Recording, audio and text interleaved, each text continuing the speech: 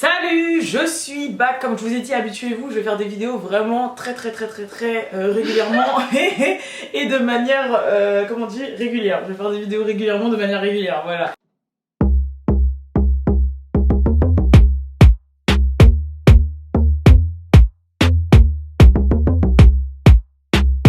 Bon, je vous la présente pas, ma cousine Tamara, pour ceux et celles qui suivent depuis longtemps, vous l'avez déjà vu sur mes réseaux sociaux, tout, on a déjà fait une vidéo ensemble, la vidéo réaction pour le clip Cloud de Cardi B. Je pense que même quand je vais faire mes vidéos fitness, etc., elle sera avec moi parce qu'elle est, elle est même parfois, voilà, elle est même parfois même plus calée que moi. Et même niveau transformation, je crois qu'elle est plus au courant de ma propre vie que de moi, la mienne. Donc cette vidéo, elle va porter sur le Fenty Savage X Show, donc de Rihanna. Il a eu lieu hier, enfin, il n'a pas eu lieu hier, il a eu lieu la semaine dernière, mais il a été diffusé hier sur la plateforme de streaming Amazon Prime, hier donc 20 septembre, aujourd'hui on est le 21. Et on a décidé de vous faire une petite revue et de vous dire un peu ce qu'on en pensait parce que j'ai remarqué en fait que déjà pas tout le monde n'a Amazon Prime.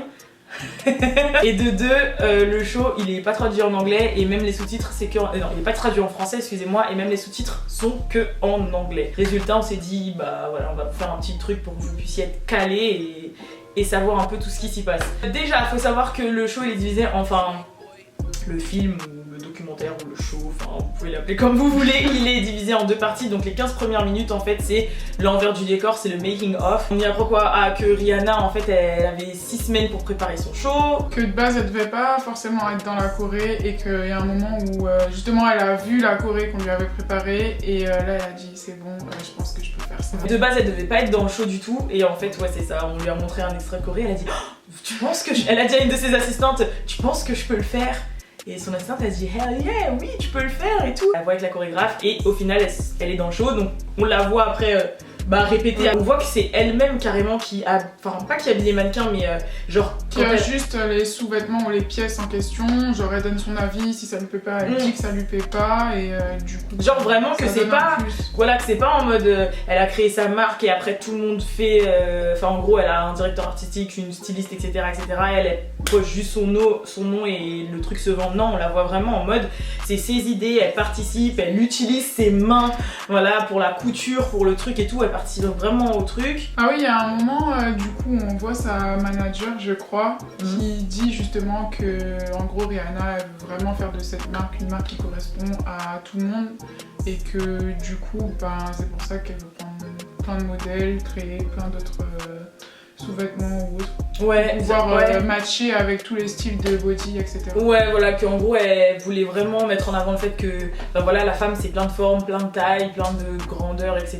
et que on était toutes différentes et qu'elle voulait vraiment marquer le coup en faisant une collection pour tout le monde et aussi qu'elle voulait être différente dans sa manière de faire le défilé.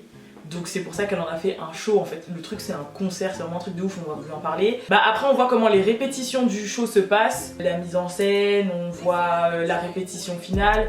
On apprend que à une semaine du show, ils avaient toujours pas de finale. Ouais. Genre qu'ils avaient même toujours pas de finale. 2 jours avant, il y avait encore des modifications sur la chorégraphie, quelle personne elle est là ou là. Donc c'était, je pense, assez stressant puisque c'était sur un court timing. Ouais. Et il y a un focus aussi sur les mannequins, sur les modèles. Donc il y a un focus, on voit des modèles voilà, qui s'expriment, qui parlent, on voit ce qu'elles vont porter, etc., etc. Et juste avant le show, c'est vraiment chronologique, c'est-à-dire qu'au départ on voit ça, après on voit qu'elle est dans la Corée, après au final elle va répéter la Corée, après on les voit faire les répètes, après on les voit vraiment sur les jours avant le show, être sur les lieux du show, les lumières, les machins, comment ça se passe et tout. Et à un moment, c'est vraiment ce qui se passe derrière au niveau du show, donc on voit, c'est le jour du jour en fait. Et donc on les voit vraiment se changer, etc. Et on découvre un petit peu les personnalités et les têtes qui vont se retrouver dans le show. Donc il y a des bonnes surprises. Donc on va vous en parler dans la deuxième partie qui est maintenant. Non mais déjà t'as pensé quoi de Rihanna dans le reportage? Ouais. Pas au moment du show parce que... Ouais, franchement Rihanna, dans le reportage, on voit qu'elle est grave proche de toutes les personnes qui travaillent avec elle. Ouais. Que ce soit sa manager avec qui elle travaille depuis des années ou des simples personnes qui ont participé au show ou à la production du show, en fait elle les remercie à la fin et on voit qu'il n'y a vraiment pas de manière, qu'elle est proche de tout le monde et qu'il n'y a pas de soucis. Genre c'est Rihanna, la meuf on dirait elle est sœur avec tout le monde, waouh, rien à dire. On va passer à la deuxième partie du documentaire ou de la vidéo, du show, enfin voilà. C'est pas comment l'appeler. En fait, on sait pas comment l'appeler parce que c'est bizarre. une œuvre d'art en fait. Donc, franchement, c'est trop bizarre. Et donc, la deuxième partie, c'est 35 minutes et c'est les 35 minutes du show. Donc voilà, il y a le générique avec le lancement du show. On voit tous les artistes qui vont passer, mais on sait pas quand est-ce qu'ils vont passer. Et donc, le show commence. Comment vous expliquer? L'ouverture déjà. Voilà, c'est ça. L'ouverture du show est énorme. Vraiment, genre carrément les gens, si vous pouvez prendre Amazon Prime juste pour voir le truc, allez-y parce que c'est une tuerie. En fait, le tableau de départ, c'est aller au centre, il y a les danseurs. C'est une choré. Alors, faut savoir que la chorégraphe, c'est Paris Goebel. C'est la chorégraphe de la Royalty Family. C'est celle qui avait été la directrice artistique de tout le projet de Justin Bieber. Elle est grave connue, elle a grave fait décorer, elle gagne tout le temps les World of Dance, etc. etc. Et moi, je l'avais regardée avant elle en fait. Et après, quand elle l'a fait, elle a fait oh, j'ai la chair de poule. J'ai dit, mais moi aussi, ça m'avait dit ça. Elle m'a dit, mais je l'ai encore. Tout le long, c'est trop joli. Ouais, et puis ça fait un bout de temps qu'on l'avait pas vue en fait, Rihanna. Vraiment sur scène dans un show et tout. Et en fait, c'est simple, c'est tout le show en fait, c'est comme si c'était un grand spectacle de danse. Au fur et à mesure, on voit apparaître les mannequins, les stars, les personnalités et il y a des sets d'artistes entre chaque. Par exemple, il y a une choré de 4-5 minutes et puis après, hop, il y a un concert d'artistes, etc. Donc la toute première partie c'est de la danse, toutes les danseuses sont habillées en Fenty évidemment et toutes les danseuses ont une size, une taille, une couleur de peau différente, donc même au niveau des danses. En fait les danseuses sont aussi mannequins, c'est juste que ce qu'elles savent faire de plus que les mannequins c'est danser. Donc forcément elles dansent, mais sinon en fait les danseuses aussi elles font partie du truc et que c'est des mannequins. Il faut savoir, vu qu'on sait pas à quel moment les personnalités vont apparaître. Non franchement le moustique là il me... Mais moustique je non, sais pas, mais il y en a un quoi. Je l'ai eu. C'est l'entraînement de la Martinique je crois. Il y a un jeu qui est grave intéressant à faire quand on regarde le show, c'est que on sait pas à quel moment les stars vont apparaître. Dès qu'ils apparaissent, bah le but c'est de les reconnaître et de dire ah mais c'est elle, ah mais c'est elle, ah mais c'est elle. Et la toute première mannequin qui apparaît, connue, je crois, c'est... Vas-y.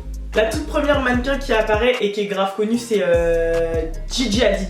Qui est connue hein, parce qu'en fait au tout départ je crois que la toute première c'est la Renoir grave forte avec les mother hair là. Parce qu'en fait elle a des baby hair tellement grands qu'elle dit mais c'est pas des baby hair c'est des daron hair. Mais même elle met la pression en fait, elle a un truc et tout. Après elle ouvre sur le set de Big Sean et A$AP Ferg.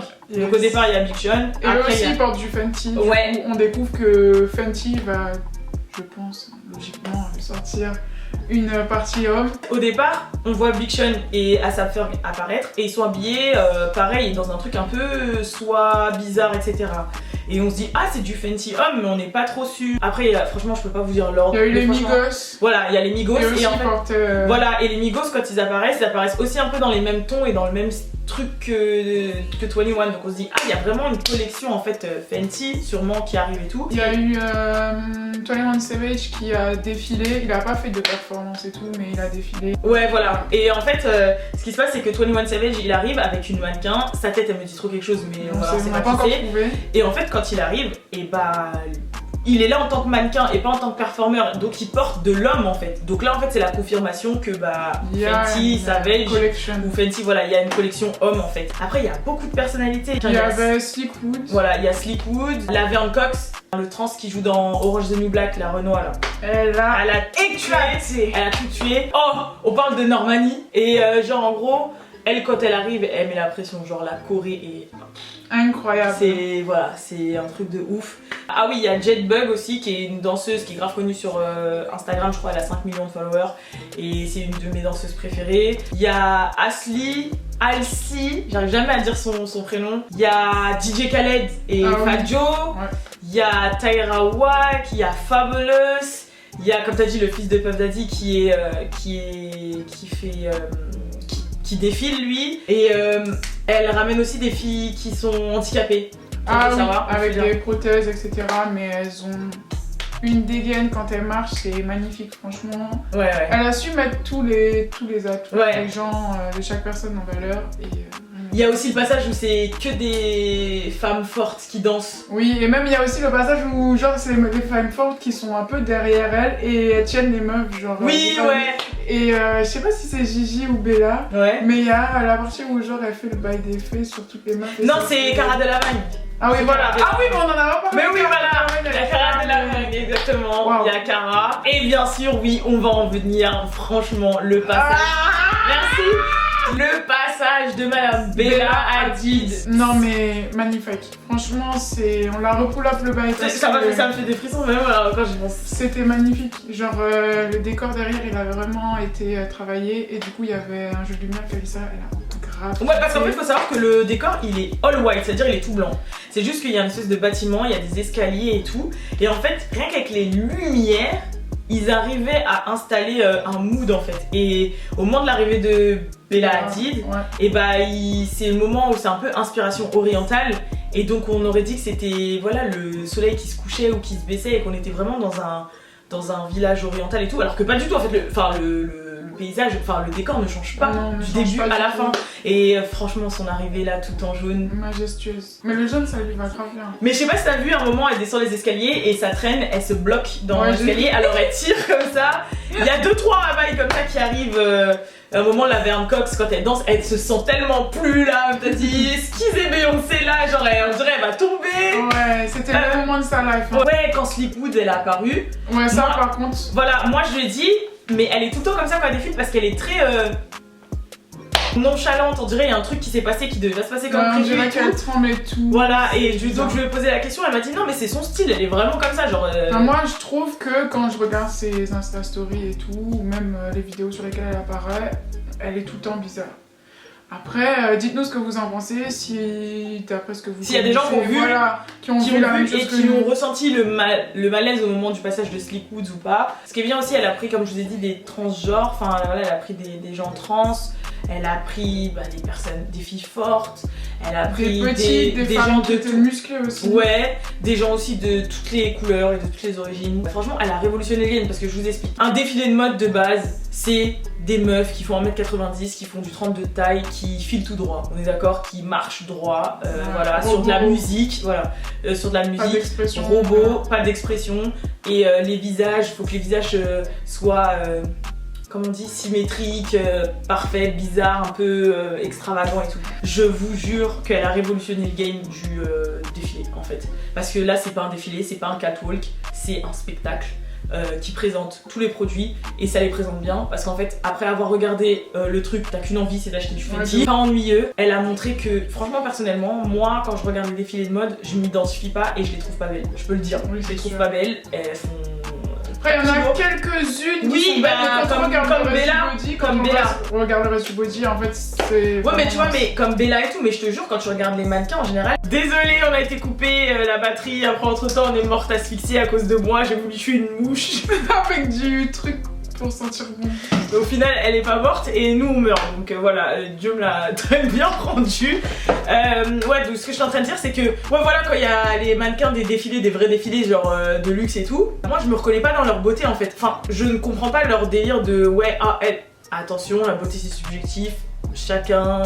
c'est ce qui lui plaît, t'as capté. Mais en fait, ce que eux ils considèrent beau dans le monde du luxe, c'est pas forcément ce que moi je considère beau, tu vois.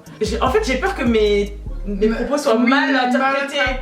Mais en gros, ils aiment bien vraiment les faciès un peu atypiques, un petit peu, qui font un peu chelou, faut le dire. Non, mais un peu extraterrestre. Voilà, si vous êtes pas content, je suis désolée. Voilà, vraiment, j'ai rarement vu un événement de mode avec autant de belles filles. Genre, elles sont belles toutes. Les danseuses elles sont belles, les mannequins elles sont belles, genre vraiment genre. En plus c'est différents types de beauté. Oui voilà, on voit qu'il y a de la beauté. On voit qu'elles sont belles, je sais pas comment t'expliquer, vraiment. En tout cas je vous invite vraiment à aller regarder le Fenty. Je pense que ça vaut le coup de payer parce que surtout je pense que. Mais je crois que Amazon Prime c'est 49€ l'année. Hein. Non mais en tout cas ouais, rien que pour voir le show ça vaut le coup. Après je pense qu'il va se retrouver en streaming gratuit pour tout le monde dans pas très longtemps. C'est possible, hein, c'est possible. Voilà. Ça sera pas d'aussi bonne qualité je pense parce que c'est à voir avec de la qualité, genre le make-up, les baby's hair et... J'avoue, mais on n'a même pas parlé du final. Le final, c'est Rihanna forcément qui débarque et qui salue la foule et blablabla. Et en fait, t'es fière de la voir à la fin quand même parce que le taf, voilà, le taf, il est vraiment énorme. Donc voilà, c'était tout pour la revue sur le Fenty Savage X Show. On vous retrouve très bientôt. Habituez-vous à voir sa tête parce qu'elle sera souvent là. Faut vraiment que je la ferme. Mais moi j'en ai jamais et habituez-vous à jamais en voir. Voilà, je sais pas. Salut.